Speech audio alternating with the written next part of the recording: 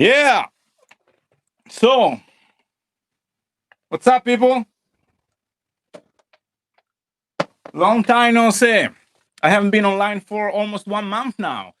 But today I have a pink shirt from the Noiz Faktory because I'm gonna interview my friends from the Noiz Faktory, the recording studio where I have been many, many times in Georgetown, Texas. And with me, I have Eric Meyer, who is the guy who built the studio and the owner of the studio. And I have Taylor Anderson, who is an engineer working at the studio. Now, let's see if they are online. Let me see if I can add them.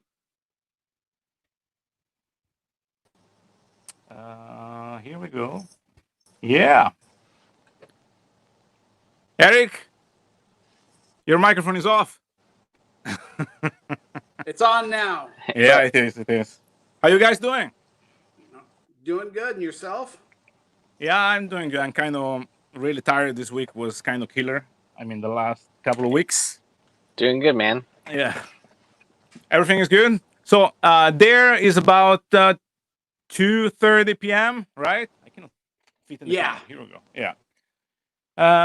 So yeah, thank you very much for accepting to be online with me and speak a little bit about working in the studio. You know, me and Eric, we have been speaking together about all those topics forever, every time we meet.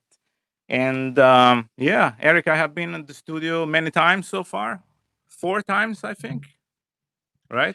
I've known you for almost 4 or 5 years now. Yeah, because the first time was 2017. I had the clinic there, and we did record some music as usual. Before that, even.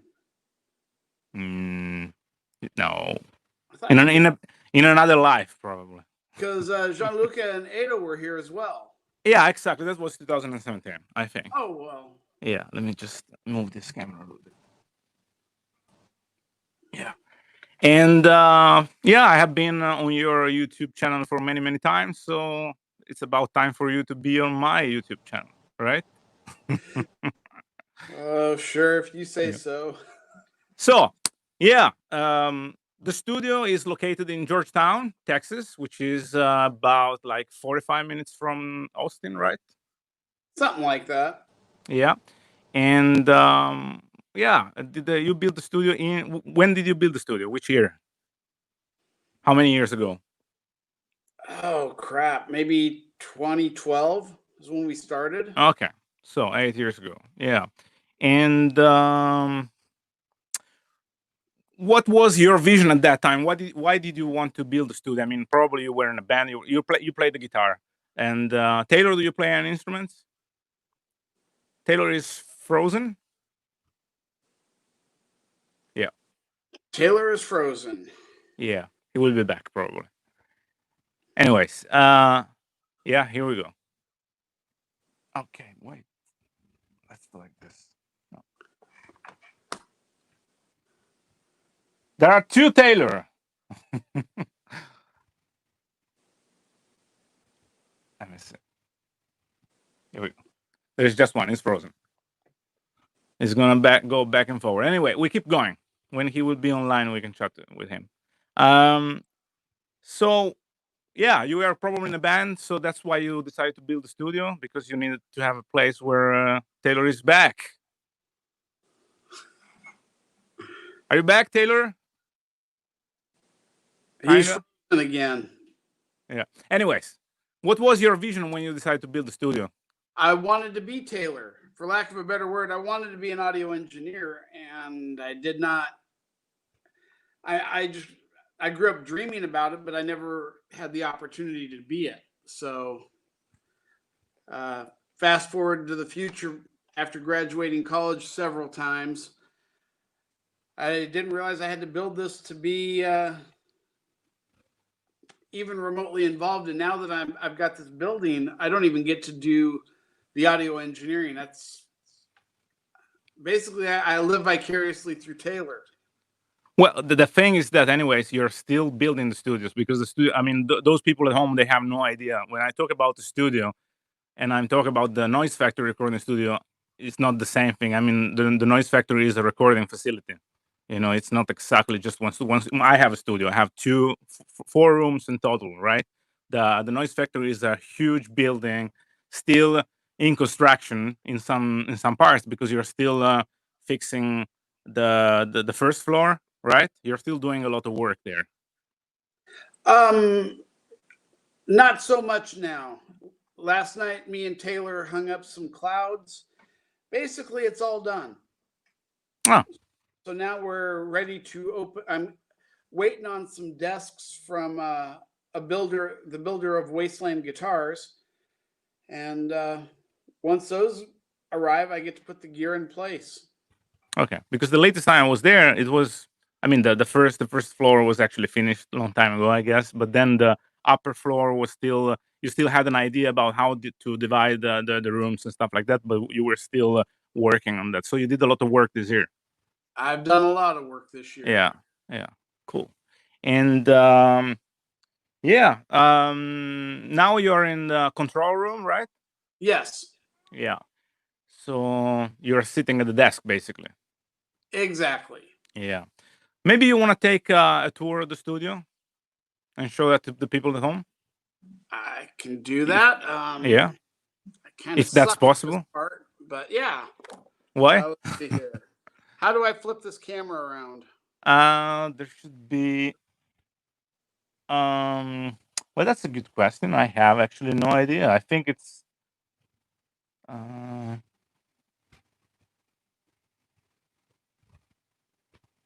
okay, you're gone.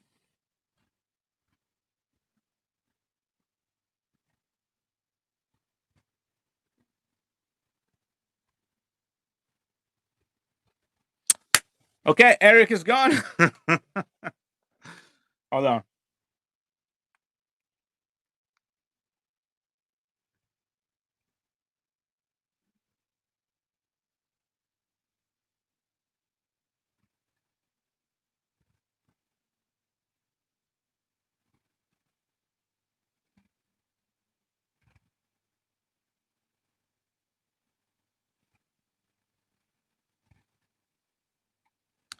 Anyways, for those who just tune in now, I just play the song I played. I just played the song like Eric is coming back. The song I just played was a brand new song which I wrote a couple of weeks ago, and the song is called Nine, which might mean nine like the number or no in German.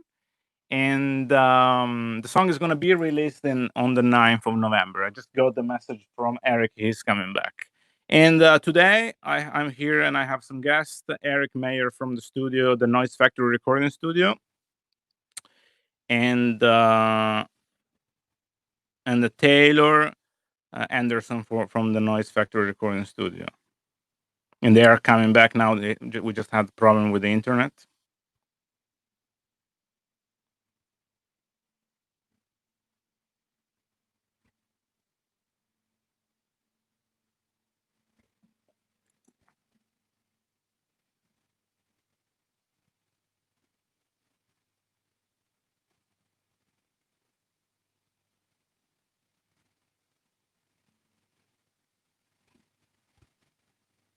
Here we go.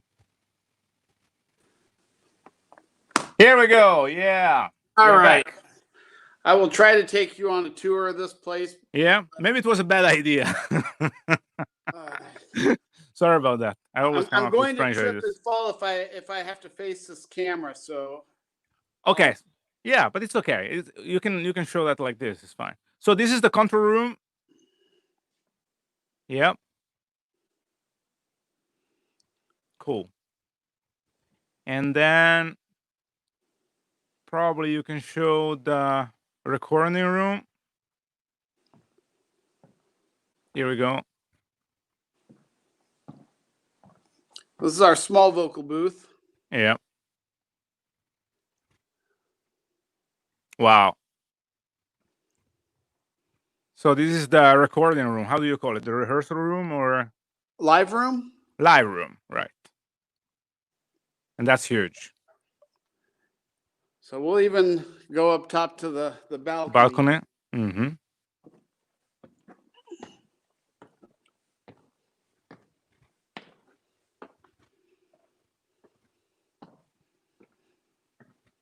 Nice. Cool. all the amps down there, and the monitor. You have also the monitors in the live room. Yes, Do you use it for videos? we use it for a lot of things. Recently, Taylor and Andy from Paula, they came in and we did some videos for Mercurial. Ah, cool. And For which plugin? we Euphoria? use the Euphoria? Euphoria and the Spark. Yeah, cool. So anyway, we had a happy accident. Somehow Taylor had the audio going into the live room and the control room via my monitor controller.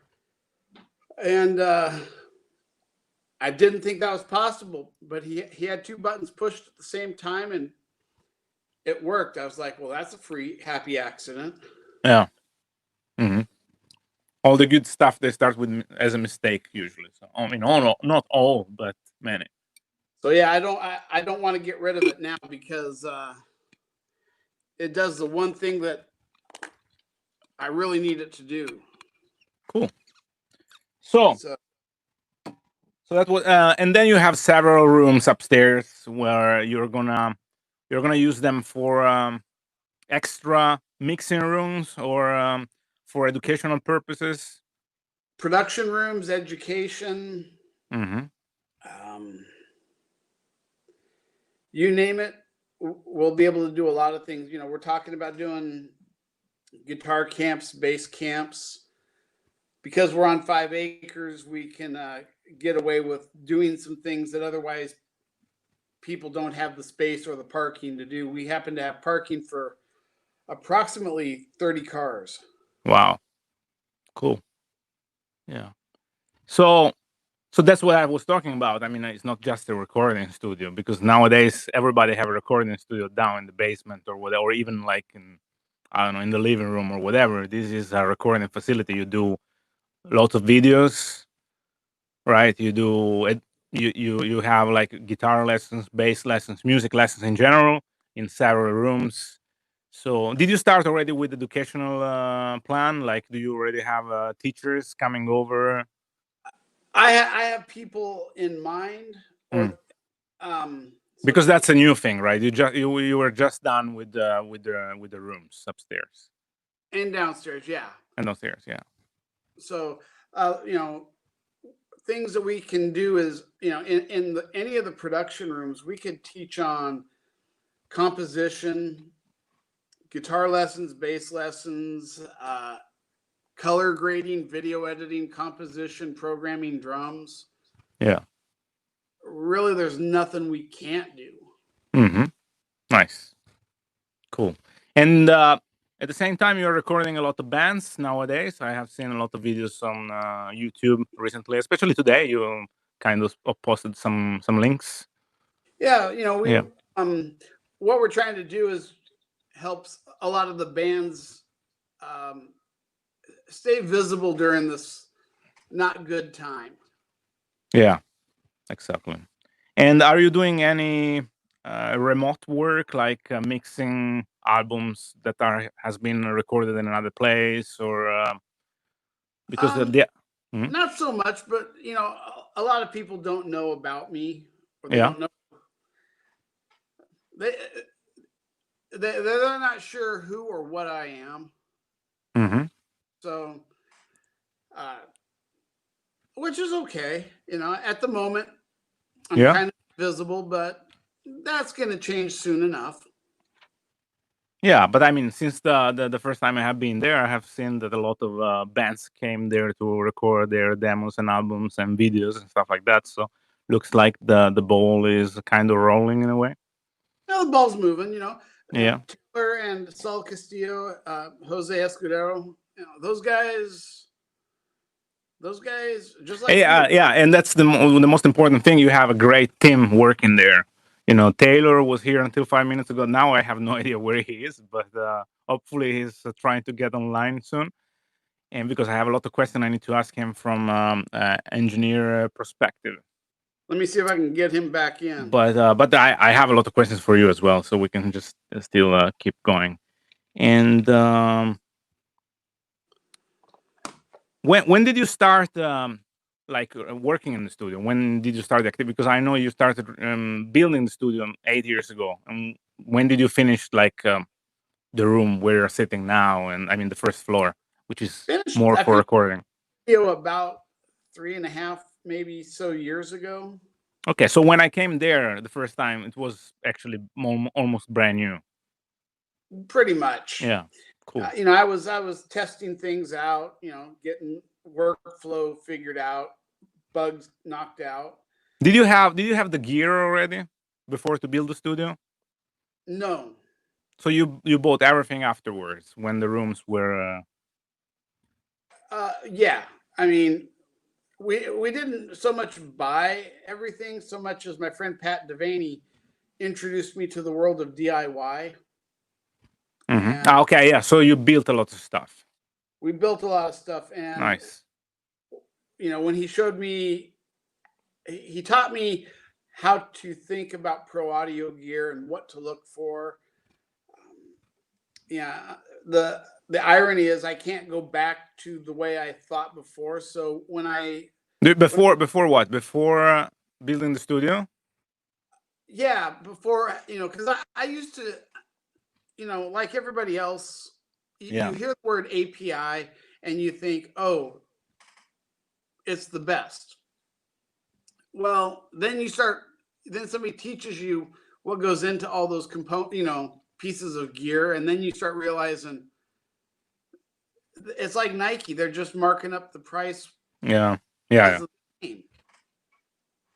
course. Yeah. But that was another question I wanted to ask. How did the idea of the studio change along the years? Because of course you change recording techniques, you change gear, and nowadays you have a lot of stuff that makes everything easier. But I know at the Noiz Faktory at the same time you like to do a lot of stuff like a little bit more. I wouldn't say old school, but you like to record acoustic drums. You like to use real amps, right? But you still use plugins, for example. How do you handle those two points of view on the recording in a way? Because nowadays there are a lot of modern recording studios that they are doing everything just with a laptop, let's say. VST instruments and Superior Drummer, Easy Drummer, or whatever. Well, at the end of the day, it's all personal preference. Yeah. I routinely say things that people don't agree with. They get offended by. They get mad at me for. Yeah, and I can't make everybody happy, so I don't. Yeah, nobody can anyway. So. Neither do I really give a damn if people are happy with my opinion. It's just an opinion. Yeah.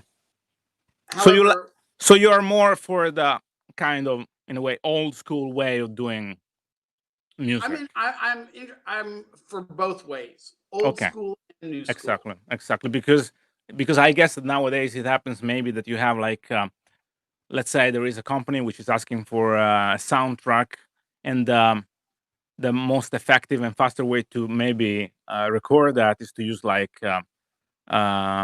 grooves, already recorded grooves, or just write in the drums MIDI, and use instead of just hiring an orchestra, just maybe use some VST, right? So you also do those kind of things. You have to, I guess. Yeah, exactly. Yeah.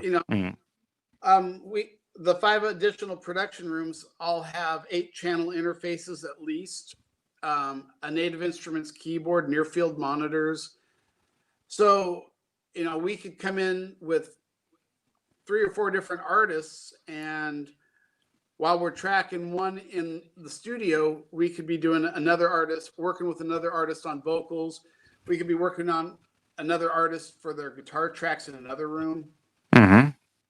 So we can really cycle through and subdivide the workload. Cool. In your opinion, according to the experience you have in the studio in the last almost decade, in a way, it's almost 10 years that you have the studio, right? Yeah, something like that. Yeah. Which is the piece of gear that you are most how can we say, attached to, or that you like best, or that made the difference, like that made the difference in in the production? Is there Uh, something? the space, The space, yeah, you know, like the treatment of the rooms. the actual physical size of the rooms. Okay. Hmm. Um, you, you can't. So in today's world, here's the problem that I see with a lot of. Everybody wants to go live. They want to, they want to stream stuff, but the problem is they don't have the space. Hmm. And good or bad, space increases your production value. Hmm. Looks like, by the way, looks like Taylor is coming back. Yeah. So can you explain this thing of the space a little bit more, a little bit better, a little bit more? Well, regardless of what gear you have, you can have the best quality gear on the planet. But you don't have the physical space, there you can't really do a whole lot. Mm-hmm. You can't stream. I mean, you can't do it outside because what if it rains or there's vehicles going by? I mean, I got the space, so I can get away with doing so much. I understand how the space impacts the sound. Mm-hmm. Sound just unfortunately has a measurement, whatever that frequency may be. And if your room is small, you're going to have to treat it to the high heavens just to get it to sound usable. Mm-hmm. Yeah. Taylor, Hey, sorry about that. You're back. What happened? Yeah. I don't know. As soon as we went live, it just like kind of went to shit. So Yeah. Also, Eric disappeared for a little while, but now we are all back. So yeah. So how long have you been working in the studio? Because unfortunately, me and you, we never kind of met in the last 3 years. That was Did you hear me? Did you hear me?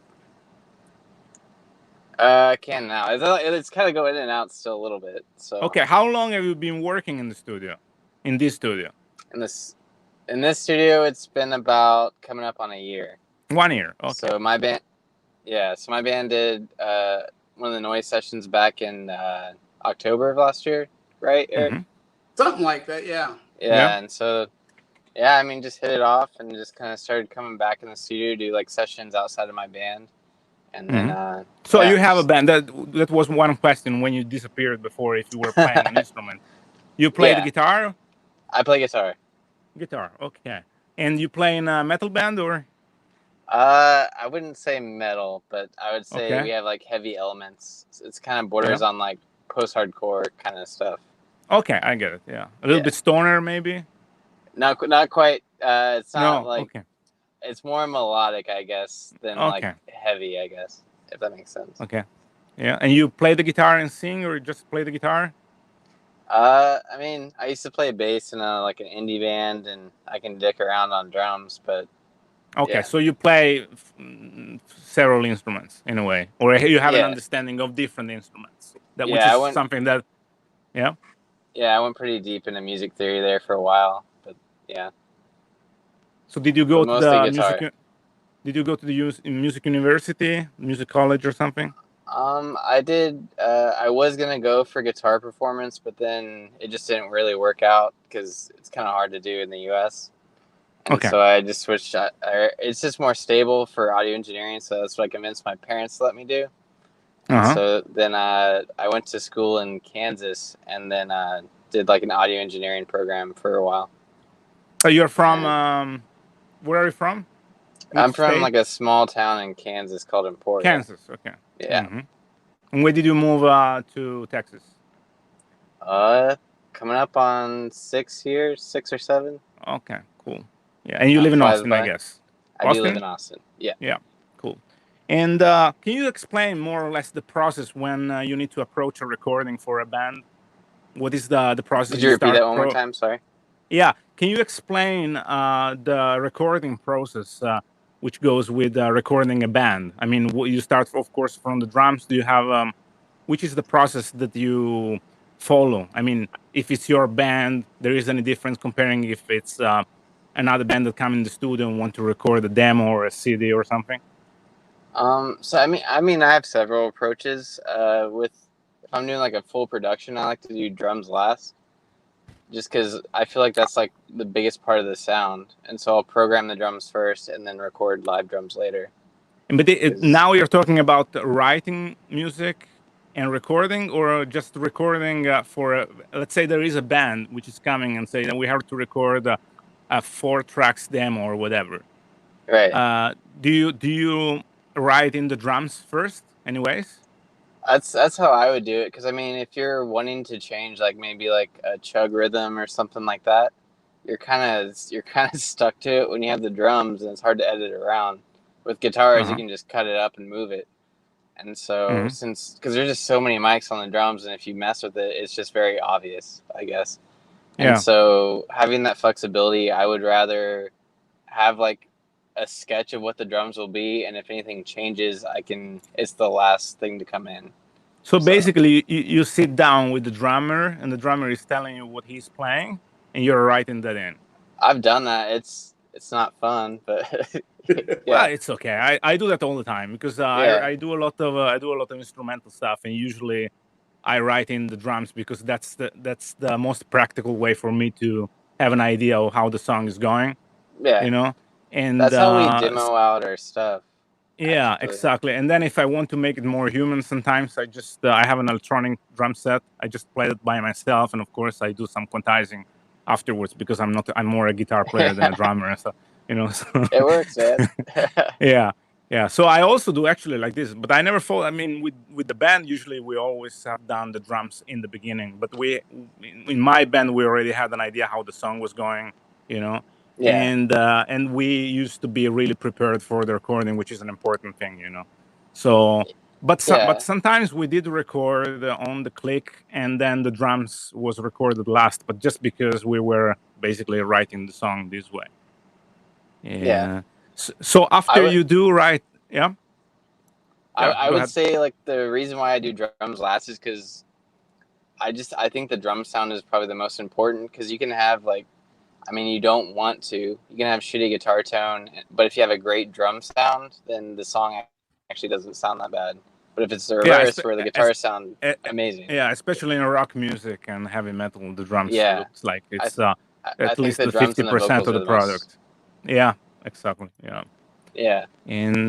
And so after the drums, after writing the drums, you have like bass, guitars, and then vocals, and then you replace the acoustic, and then vocals. Yeah, and then you replace the acoustic drums. Sorry, you replace the MIDI drums with acoustic. Drums with acoustic. Yeah. Yeah. But with the Noiz sessions, it's all kind of just done. It's like a live performance. So. But which is most of what we've been doing at the studio.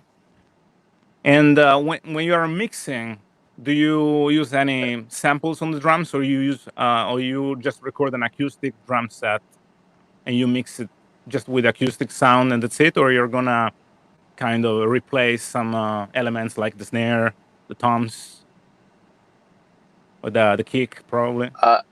I try to do natural gospel, but depends on the player. Like I would think that your source is like the most important part. If your source isn't good, there's not a whole lot you can do to fix it. I really don't want to replace the drums, especially for like live sessions. But on studio albums, I will, just because that's almost part of the sound. So it kind of depends on the situation. Yeah, I understand. Yeah, and another question would be like, people. I mean, yeah, go ahead. Is there? Oh, yeah. People just want those like Canon drums. I'm on Wi-Fi there. But yeah.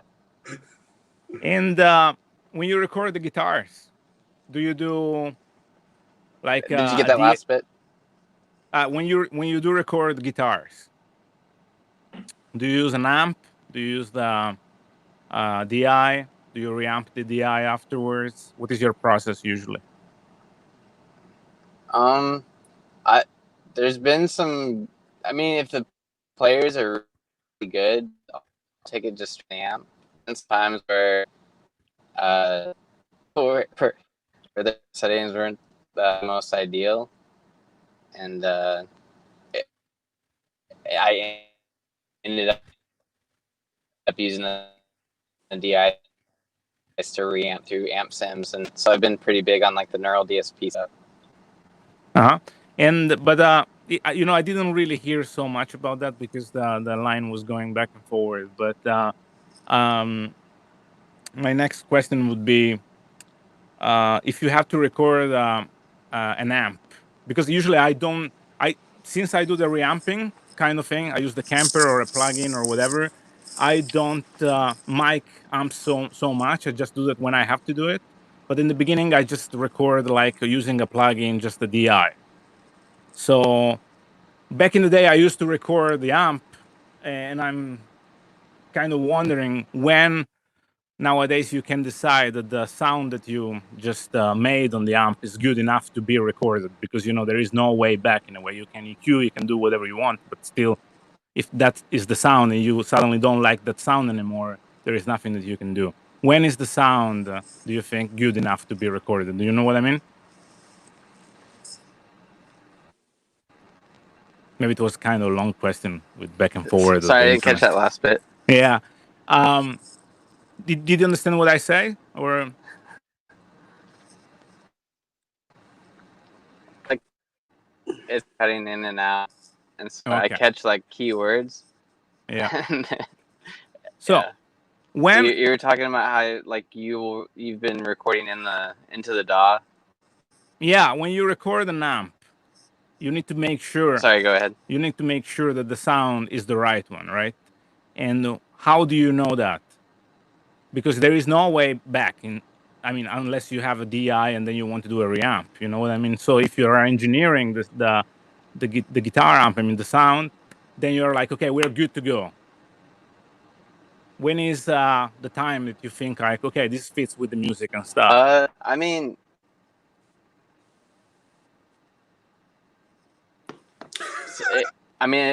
It's kind of like knowing the amp before they come in. I saw Eric texted me the question, so I saw it. Okay, that's good. Thanks. But to do it. So we had a band and had EVH, and I love that amp. So like the Fender EVH 50 watt, and so I know that was gonna sound good. But then the other guy had like not to put him on blast, but it was like a triple X, and it was just very harsh, and I didn't take DIs because I had one of those. I had one of those long time ago. Triple X PV, right? The triple X was a PV. Yeah. Well, I know the Joe Satriani one was pretty good. I had one off of that, wasn't it? This one.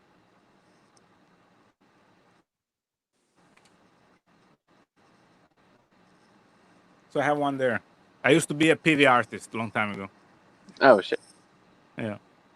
Oh really? Yeah. And that is a great amp, yes. Well, but so whatever the guy was doing, it was sound.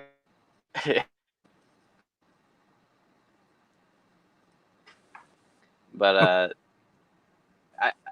but to answer your question, it really depends on the amp and like if the player is super solid, because I don't know, there's a lot of people that aren't able to, I guess, bring it up where it's potential. Yeah, I think it starts in hands, to be honest. Yeah, and I think in many times a lot of people don't realize that. They think it's all in the gear. I think exactly. That's what I mean. I think many times is the thing is it's all about how do you play the guitar and what kind of palm mute do you have and all those kind of things, which is I don't know, in my opinion, honestly, it's at least 70% of the sound. then it depends. Of course you need to find the amp that sound like it's supposed to sound in your band situation. Like you cannot play, or at least you shouldn't play death metal with the Fender Twin or whatever, of course. But if you have a high gain amp, you can choose whatever amp you want. You're gonna get a good sound out of that if you know how to play in a way. If you have the sound in your hands. And I think in my opinion, that's the most important thing, because there is not so much to tweak on the amp. There are just 3 knobs, right, on the EQ and stuff. So it's not really difficult to get a decent sound out of that, I think. Do you agree? Did you get what I say? Yeah, Good. And a lot of people scoop their mids a little too much. Yeah, that's true. Because when they are not playing, did you catch that? Yeah, because when they don't play with the band, it sounds great, but when they play with the band, it just fucking disappear, right? I think it's just to get so used to playing in the room, and it sounds better by itself. But when you get the full mix going, it doesn't cut through the mix because everything else is trying to take up the highs and the lows, and the guitar is a mid-range instrument. So exactly. Yeah. Excellent. But how many mics do you use when you record an amp usually? Do you have something, a formula that you usually follow? Honestly, I just one. Just one. Okay. And which kind of microphone? If you want to go down the road, we've been using the Blue 100i, which is kind of similar to like a 57. Okay, which is a standard, yes. Because the next question, I usually use like 2 or 3 microphones, and there is something that I still need to figure out about the phase that you get when you use different microphones at different distance from the amp. So I don't know if you are experienced in using other microphones. How do you fix this phase? Do you move the track afterwards, or the phase? Yeah. Are you talking about miking? Miking, yeah.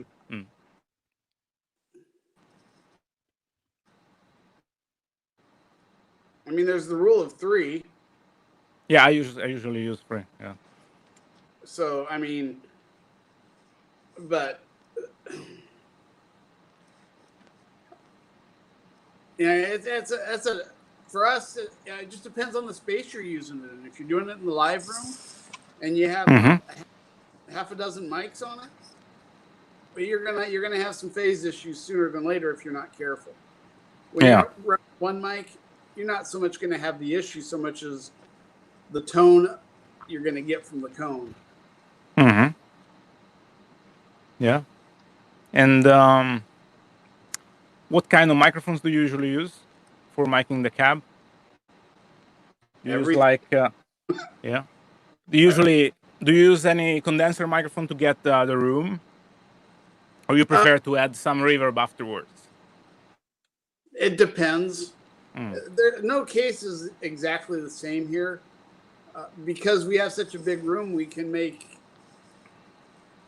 when we track a whole band, we have the flexibility of separation.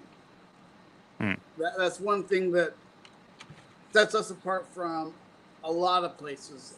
Even our small vocal booth, which is roughly 11 feet by 11 feet, that's basically a small bedroom. Yeah. But how important do you think it's? You were talking about the space, right? But how important is the sound of the room? Like, let's say in the recording room, you have been treating the walls in some ways to get some kind of sound in a way.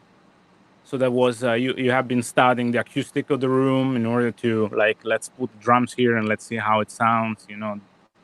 How did you approach? And we listen to different, setups and see how how it sounds. There's roughly 2, maybe 3 basic spots that always sound good for drums. Okay, so you have some spots that are using just for the drums. Oh yeah, but then again, so all the rooms that I have, I essentially have a small vocal or a small drum room / small vocal booth, medium drum room / medium vocal booth, and then of course we got the live room. So I actually have 3 drum rooms. Mm-hmm. Do you have different drum sets? No, just one. Mm-hmm. I mean, But usually the bands, they have their own, I guess. Or usually, yeah. yeah, I don't. Yeah, I unfortunately have to be a little protective of the gear because once it gets damaged, that gets expensive to repair. Yeah, and that's my next question, because another important thing when you have a recording studio that you use, and you share with other people coming and recording their music and stuff, there is sometimes a kind of complicated relationship between the studio people and bands, right? It's kind of sometimes really difficult to deal with some bands because they have no understanding what they're doing, and they think they know, but at the end of the day, they don't really know and stuff like that. How did it turn out so far? You were lucky. Did you have bands that they were kind of experienced up to the point that it was everything went smooth, or did you have challenges?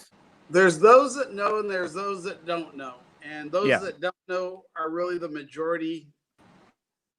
Those that know, they know they know studio etiquette, for lack of a better word. Mm-hmm. Yeah, that's where I step in, and sadly enough, I have an opinion on damn near anything and everything. So, yeah, I unfortunately have to be the referee at times. Yeah, exactly. But yeah, but that's I'm not part. about letting people know what the rules are, because every rule that I put in place is because I have done whatever problem first. I've spilled it first. I've run into it. So I know if I'm going to do it, someone else is going to do it. Mm-hmm. For me, it's, when the bands come in, they need to be the band. They don't need to be worrying about telling Taylor how to engineer something. Mm-hmm. You have enough work to do just focusing on your performance. Mm-hmm. Yeah, that's why it's important to find the producer, the engineer that you trust, up to the point that you don't have to think about anything else than playing your instrument, I guess. I just ask because for me, for example, when I started the studio and stuff like that, and I had clients coming in, sometimes it was difficult to deal with them because we are all human beings, and we all think in a different way. We have a different understanding of things. We have a different background, So, but it's important to keep how can I say, to have a good environment in the studio, not to have like not personal problems, and things like this, because at the end of the day, we are all there for a reason, which is to record great music and stuff. Exactly.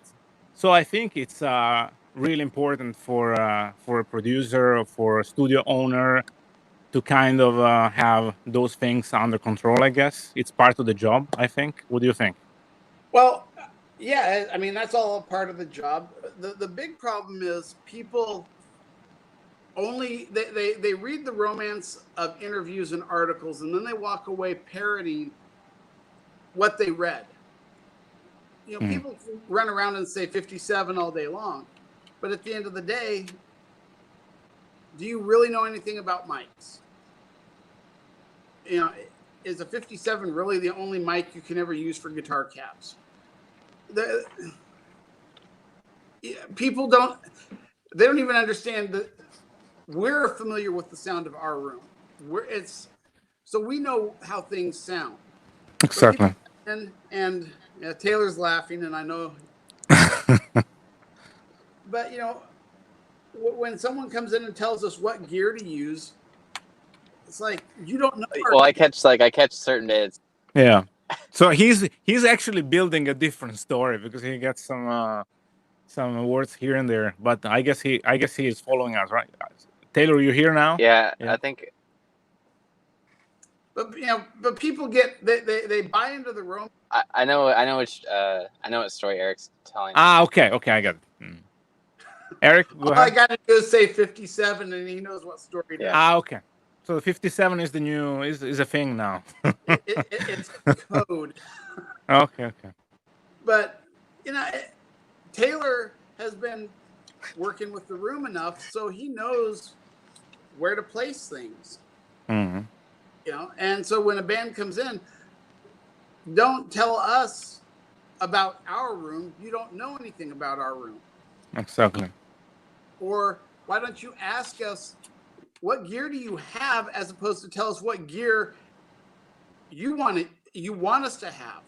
Or I one day had somebody ask me if I had a Hammond B3, and I said no. And their immediate response was, "You have absolutely nothing of use for me then." Okay. I can't help you with that. Mm-hmm.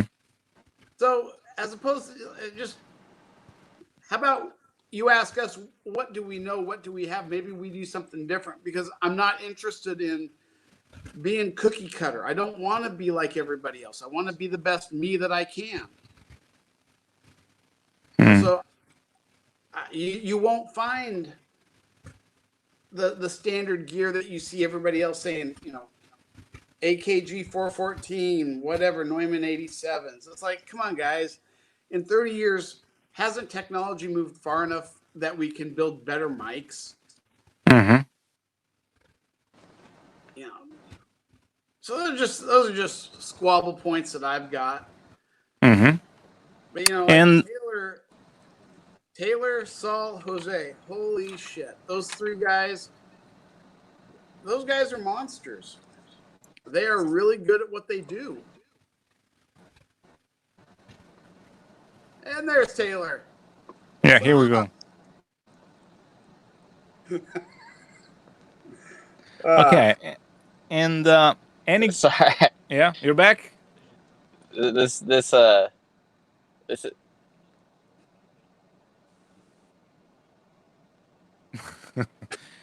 And Eric, this internet thing's really Eric, any great bands recording in the studio recently? Or solo artist, or Therapose. We had an author, a poet come out. Mm-hmm. I was fortunate a while ago to have the band Ultimus come write their album here. The death metal band. The death metal band. Yeah, cool. So that was probably the first feather in my cap. Because that was how I got introduced to Flo Monnier from Cryptopsy. And then, of course, I'd grown up, hearing about Rune Eriksson from Mayhem, and then David Vincent from Morbid Angel. So having all three of them here to write their first album, that was huge to me. Did they record at the same time, or they were just rehearsing? They recorded it in England, I believe. They recorded what? England. Yeah, but when they were there writing the music, did they record any demos or something? Yeah, they did scratch track. They I set up some mics, and we just captured fragments here and there, and then at the end of the day, every day, I would send an email of the sections I wanted, and they'd come back the next day and start building on that. Cool. Anyways, we have some comments here. Francesco Fareri says ciao. And another one of my heroes. And Giorgio is asking if you have any Mezzabarba amps in the studio. I want one in the worst possible way. In the what? I want one very badly. Yes. Okay, I get it. And then some other people wrote other things, like Sol Castillo. He said it's like a mariachi blend. which I have no idea what he's talking about, but probably is a story that you know, like the 57 story or whatever. Saul is just entertaining all day, every day. Yeah, I had the pleasure to work with Saul anyway, so I know who he is, and it was a great experience this year to work with him. He was doing the video part of the Right. job. Yeah, and I have been at your place this year for 3 days. We did a lot of video recording, and then we did also some writing sessions. And when we did the writing section, we had Gabe at the console. Yeah. And I remember he was really, really good at writing drums. He was playing the drums on the keyboard, and it was sounding almost like a real drummer in a way. So it was a lot of fun.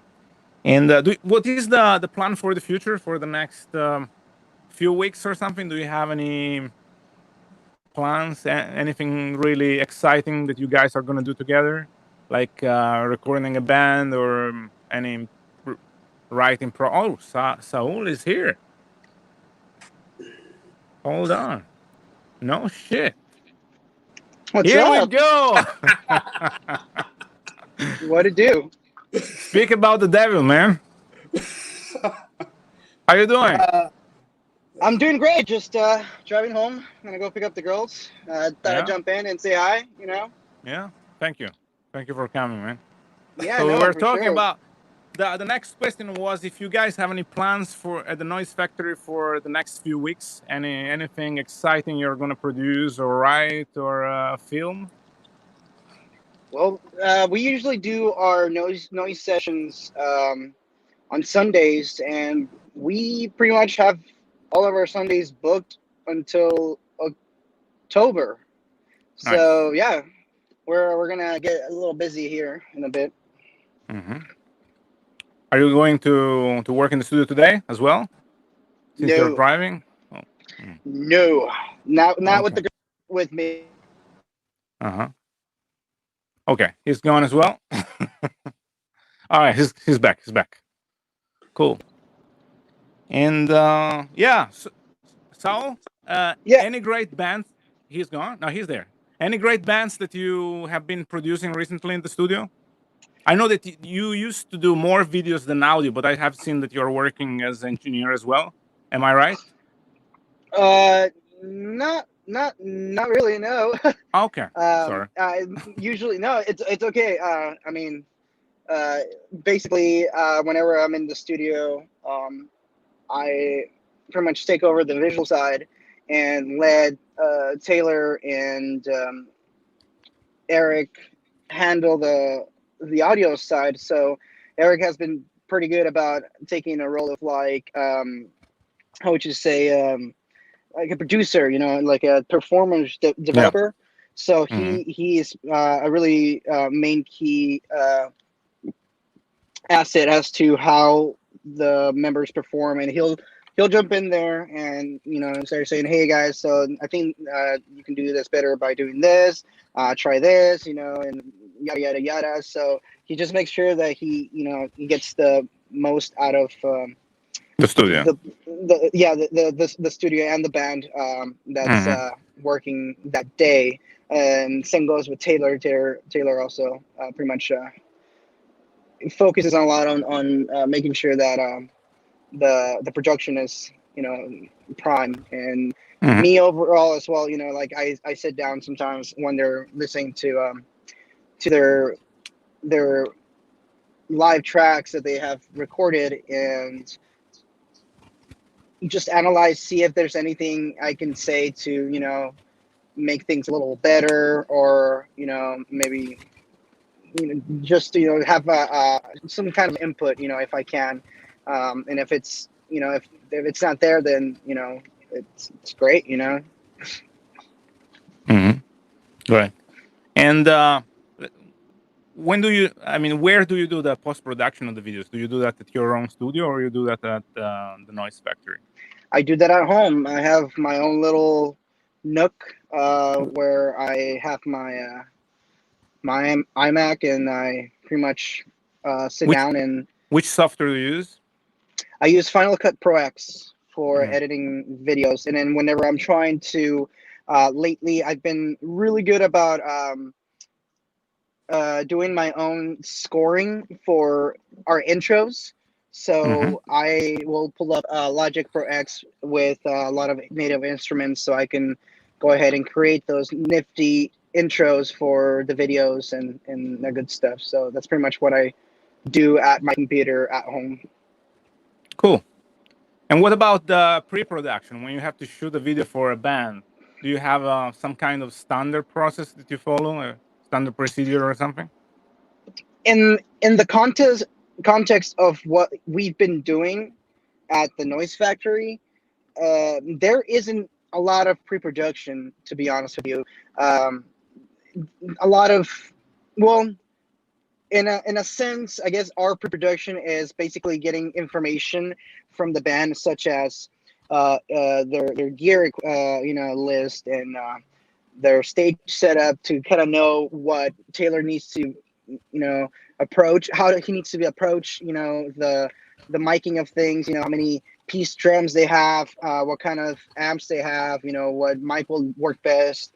And all of that pretty much happens behind the scenes, like a week before. As soon as we get that email from the band, we start working on what we can do as far as audio and video as well, because we also have to consider how to place the band properly, and who goes where, and how can we shape the room with lights and all that good stuff. So I guess that's as far as pre-production goes, but it doesn't really take more like a day to discuss all these situations. And even at that, like, we'll come in the day of, and I personally just kind of like look at the room, as I always do, and spend like 15 minutes trying to figure out if I can do something new, something fresh.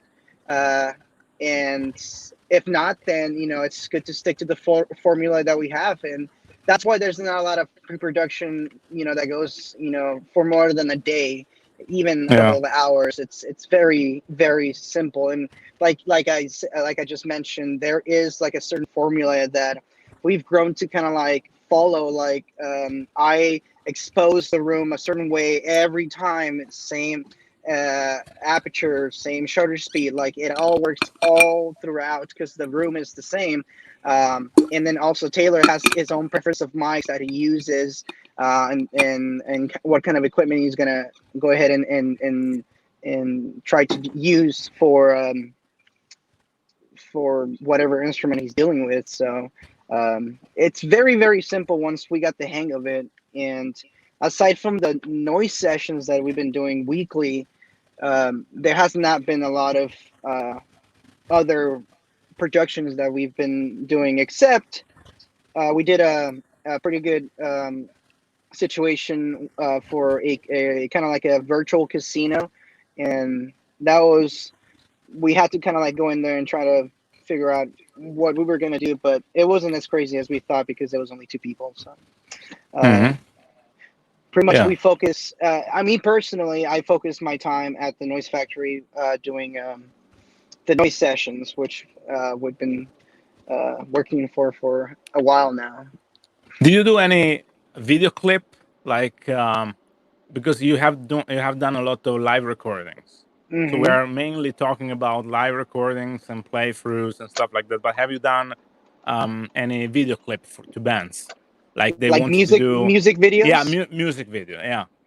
Yes. So and what is the difference in approach between like a live session and a music video?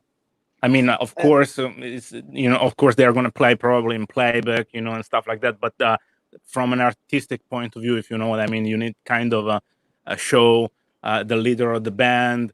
You need to have some kind of how do you call it, a choreography in a way. Yeah.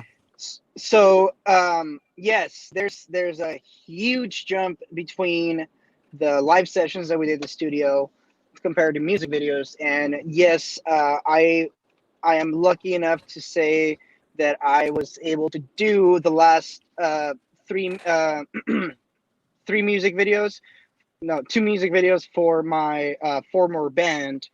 and we actually shot one of the scenes behind the Noiz Factory out in the where you don't see anything. We had a pretty good scene in there. But going back to your question, there is a ton of difference between you going into the studio for a live session and saying, I know exactly how I'm going to put these lights in and just pick the colors and then go. But when it comes to really working on a music video that's proper to a band's release, you have to really take into consideration location. Where do you want to do it? You know, do you want to go into an old warehouse? Do you want to go outside? Do you want to be in a restaurant? You know, how does that goes? You know, what kind of lighting do you need? Do you need actors? You know, once you have the actors, do you have a script? Do you have a treatment for your music video already that has an idea, you know, for the director, what vision he needs to follow? A lot of those things really fall into the music video category, and it takes a while. That really should take about at least a week to maybe a month between the artist and the director, or filmmaker that's working with them, to be able to really have a scheduled and very well structured situation when actually going to production proper, because you know, you want to be on time with everything. You want your actors to also be really rehearsed and all that good stuff. So you need to have a lot of pre-production for just a music video proper, more than the live sessions themselves.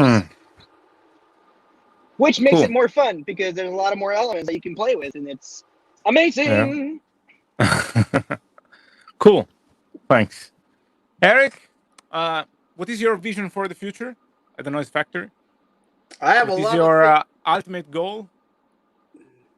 I have a lot of irons in the fire. I have a lot of things on my mind. However, my goal is to really, I mean, camps of all kinds, virtual clinics.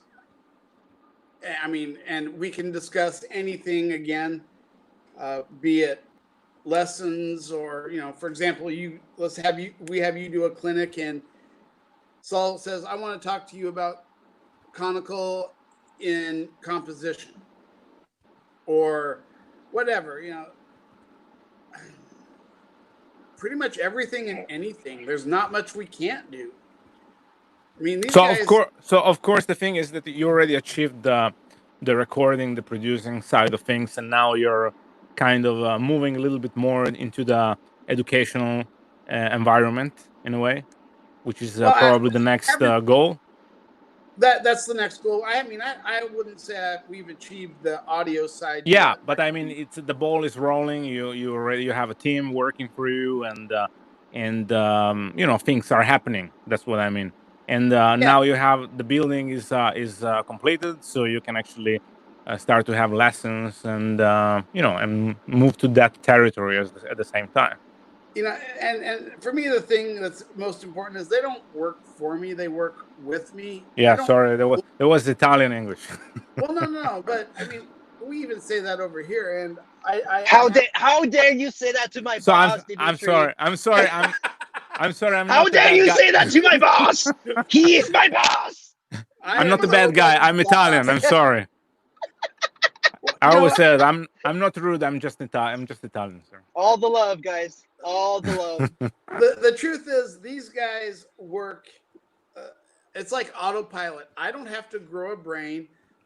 Things magically get knocked out, and I couldn't ask for a better group of people to work with. I don't want to own anybody. I want to share my space with people, and I mean, you've experienced it. You know. Yeah. Everybody knows that I got an opinion on everything. However, I do want to share my space with people. Yeah. And you know, if it wasn't for people like Saul, Taylor, and Jose, I come back to those three because they keep showing up, and without them, I can't go forward with someone, and create content for someone like you.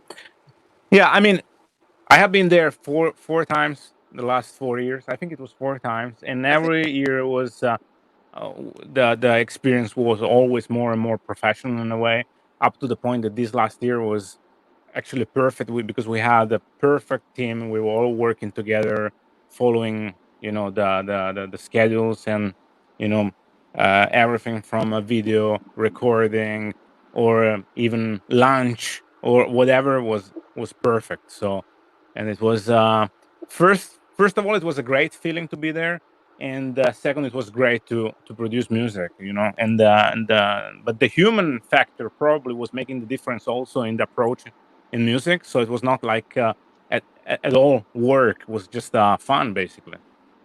At least that's my experience with the Noise Factory. And Especially last year, this year.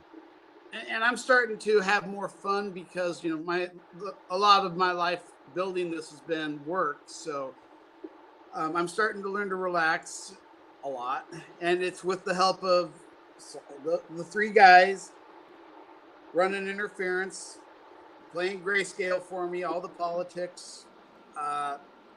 I'm actually starting to breathe a bit, which is a nice change for me.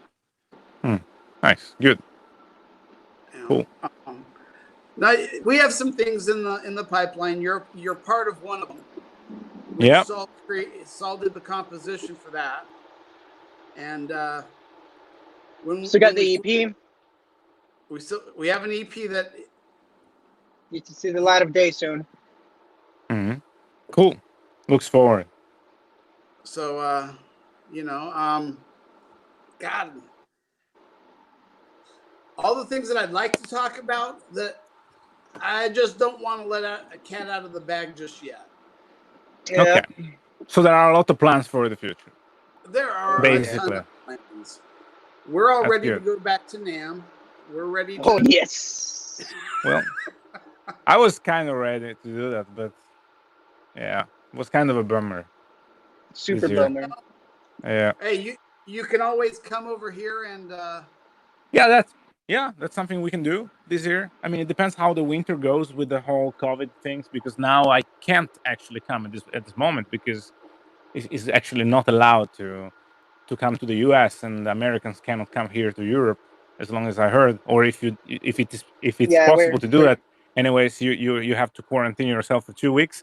And I can quarantine myself in your studio, is no problem. The problem is that when I come back here, I cannot go to school anymore for 2 weeks because, so the whole trip is going to be like 1 month to be there maybe for 1 week. So it's kind of complicated at the moment. So did you want to say something? No, yeah, I was gonna follow up with you as far as quarantine for 2 weeks, but it depends where you're going, because I know some of my friends that I follow traveled to London just recently, so I'm pretty sure they had to do that. But yeah, that's 2 months. I mean, a month of just quarantine. I mean, I was supposed to fly to China as usual in October. I said no just because when I go to China, I had to quarantine myself for 2 weeks. Honestly, I don't look forward to quarantine myself in China. With all respect, I love China, but quarantine myself for 2 weeks in a hotel room, no, thanks. And then I had to quarantine my way back, so it's 1 month to play for 1 week. So it's like 5 weeks, just missing work and family and stuff. So yeah, it's kind of complicated moment, but we are doing maybe next year. We have the internet and stuff like that. We can still do a lot of stuff like we're doing now, the recording, and and a lot of different things that we will do this winter, I guess. Well, one of the things that we're going to start working on is doing virtual clinics. All right, guys. That was supposed to be. It was supposed to be a surprise. We'll see you guys later. Oh, that part. that part we'll let out of the bag, and that's just if anybody around here is interested. I'm not letting everybody know who the artist roster is. I will say nothing about that. So I have no idea what you're talking about. So you're going to do some masterclass in the studio? Eventually. Virtual. So it means that people are coming there and watching clinics of other people around the world, professional guitar players, bass players, drummers and stuff. Exactly. Yeah, cool. That's a great idea. That's a good way to kind of, you know, spend this time because the international traffic is kind of congested. But you know, you have as I said before, a recording facility. So for you is I mean, it's not a big deal to arrange something like that. It's still a lot of work, but it's not all the studio that can do something like that properly, at least properly, because everybody can do that with the laptop and stuff. But I guess the way that you're handling things at the Noise Factory is way more professional than that. So of course you have the chance to do that because you have been working hard in the building.